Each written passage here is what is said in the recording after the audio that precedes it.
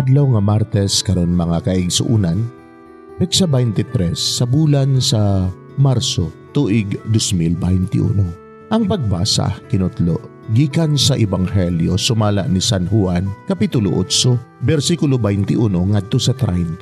Unya miingon usab si Jesus kanila, "Mulakaw ako ug mangita kamo kanako, apan mga matay kamo diha sa inyong mga sala, dili kamo makaadto sa akong adtuan." Busa ang kadagkuan sa mga Hudeo nag-ing nanay, maghikog baka kini siya nga nag-ingon man nga dili kita makaadto sa iyang adtuan. Si Jesus mitubag, "Kamo taga dinhi sa yuta, apan ako gikan sa langit. Kamo taga dinhi sa kalibutan, ako dili taga dinhi. Gisultihan ko kamo nga mga matay kamo diha sa inyong mga sala, ug mahitabo gayud kini kun dili kamo mutuo nga ako mao." Sila nangutana kaniya, "Kinsa ka ba di ay?"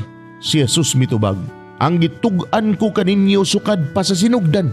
Daghan akog ikasulti ug ikahukom bato kaninyo, apan matuod ang gisulti sa nagpadala kanako, ug ang ako lamang nadungog gikan kaniya maoy isulti ko sa kalibutan."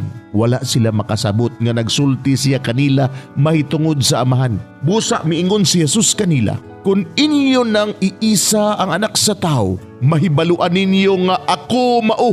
Ug unya masayra ninyo nga wala ako magbuhat sa kaugalingon kong pagbuot, kun dili nagsulti lamang ako sa gitudlo kanako sa Amahan.